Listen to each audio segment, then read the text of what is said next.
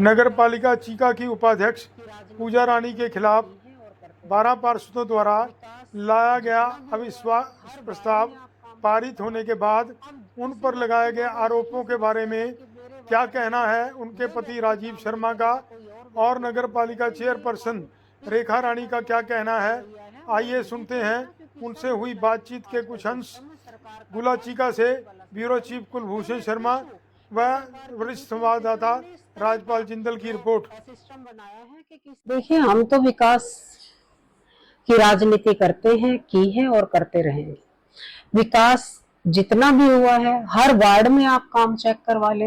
अब किसी व्यक्ति को अगर यही समस्या है कि मेरे वार्ड में ये व्यक्ति काम नहीं करेगा, कोई और व्यक्ति काम करेगा, ये अब इस तरह का जो रवैया है वो नहीं चलता, क्योंकि सब ऑनलाइन आजकल सिस्टम है, सरकार का ट्रांसपेरेंसी वाला सिस्टम है।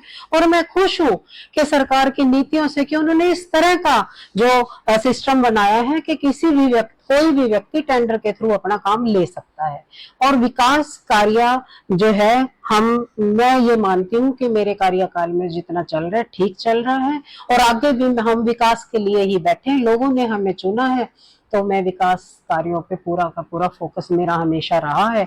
जिन व्यक्तियों ने, जिन लोगों ने मुझे कभी विकास के लिए बात ही नहीं करी, उनका जो मुहिम थी, जो उनका मेन मुद्दा था, वो सिर्फ मुझे हटाने या उप प्रधान को हटाने का ही था, तो विकास की बात वो कैसे करते हैं?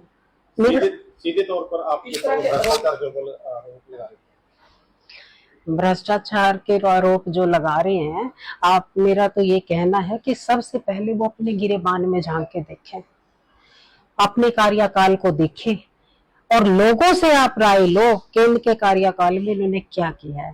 ऐसे किसी के कहने से कोई भ्रष्टाचारी नहीं होता, और ना ही इस तरह का कोई, ना मेरे जितने साथ एमसी हैं, अफसर हैं, या किसी भी तरह का मैं खंडन करती हूँ इस बात का कि भ्रष्टाचार कोई चल रहा है। आरोपों के पीछे लॉजिक क्या है, क्या मानते हैं? आरोपों के पीछे हर व्यक्ति ये चाहता है कि बस मैं सुपर पावर बन जाऊं।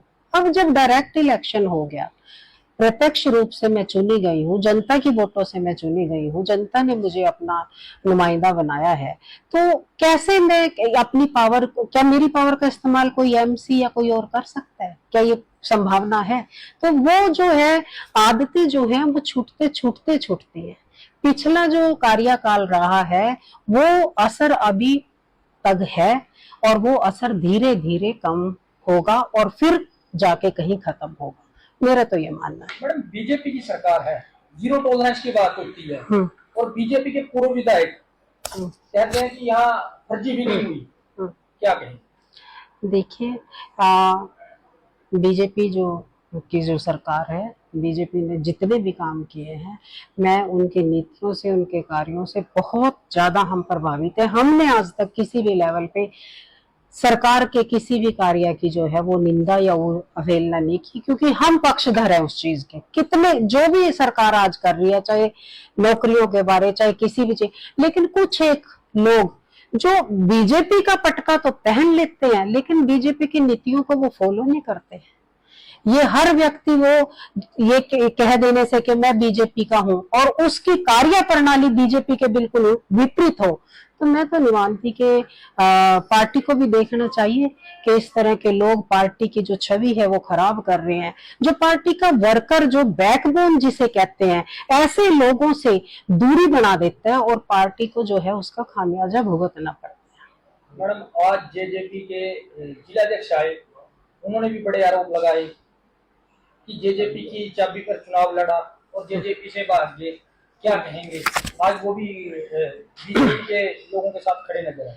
मैं ये कहना चाहती हूँ कि मैं एक ऐसी कैंडिडेट थी कि जो जेजेपी और बीजेपी दोनों के गठबंधन से साझा उम्मीदवार के तौर पे मैं उतारी गई। मुझे खुशी है इस बात की कि बीजेपी ने मेरे सामने कोई कैंडिडेट न उतारकर मुझ पे विश्वास जिताकर मुझे यहाँ टिकट के वक्त यहाँ आके मेरे मुहूर्त पे, मेरे का जो ऑफिस का मुहूर्त, कार्यालय का जो मुहूर्त था, वो बीजेपी के जो उस वक्त सांसद श्री नायब सैनी जी, जो आजकल हमारे सीएम साहब हैं, और उन्होंने माइक पर, आज तक रिकॉर्डिंग है, ये कहा था कि हमारा एक और एक ही कैंडिडेट है, वो है बहन रेखा रानी। तो मैं उनका ये आभार व्यक्त करती हूँ पार्टी का, कि पार्टी ने मेरे ऊपर विश्वास जताया। और आपको पता है कि जेजेपी और बीजेपी का गठबंधन था, आप, मैं मानती हूँ, आप भी मानते हैं, लेकिन जेजेपी पार्टी का जो आधार था वो गांव में ज्यादा मजबूत था।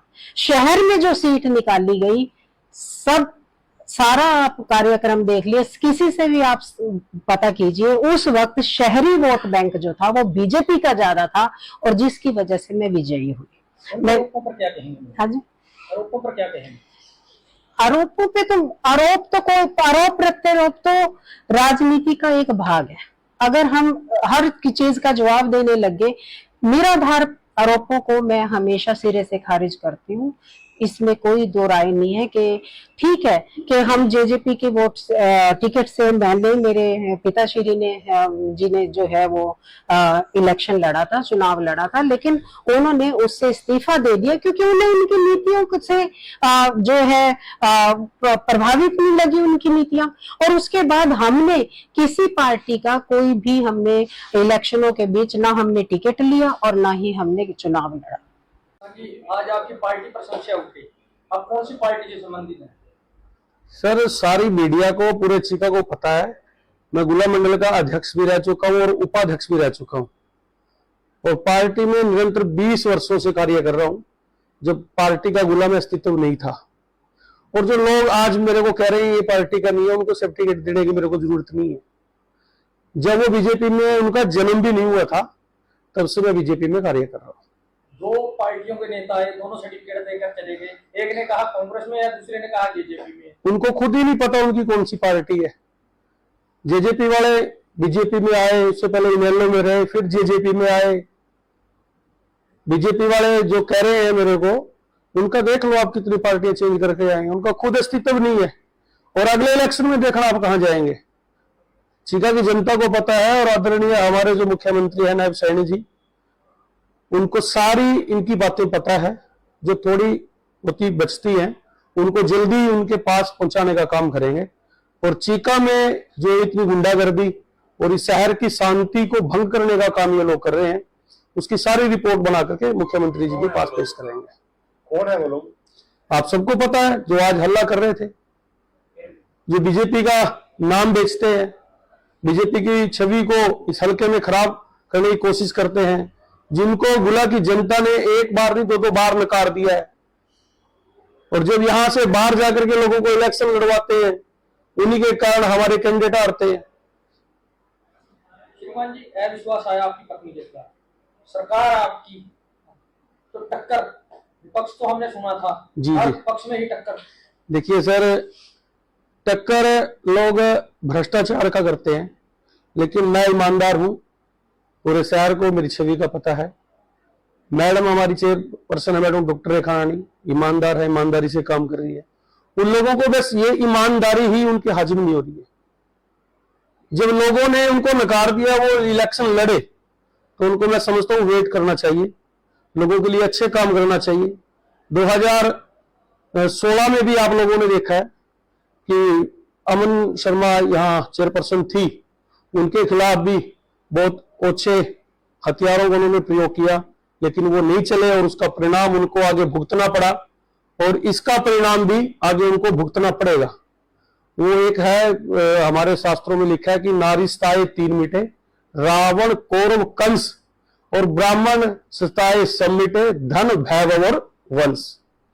सीधी सी बात है। हम तो धर्म कर्म को मानने वाले हैं, जो हमें बेवजह परेशान करेगा, श्राद्ध करने वाला भी नहीं बचेगा उनका। देखिए, अक्सर आप बीजेपी के प्रोग्रामों में लिखे जाते हैं, नेताओं के साथ आपके फोटो वायरल होते हैं, वीडियो आते हैं, जी। उसके बावजूद उन्होंने एक शब्द यूज किया, महाभारत का भविष्य। जी क्या कहेंगे? सर, ऐसा है, मैं प्योरली बीजेपी का हूं, उस नीतियों पे चलने वाला व्यक्ति हूं, तभी तो मैंने डील नहीं की। आप लोग सारे समझदार यहां पर बैठे हो, आप लोगों को ये एपिसोड 6 महीने से चला हुआ था कि आप हमारी ओर आए, ताकि इस नगर पालिका में नंगा नाच किया जा सके।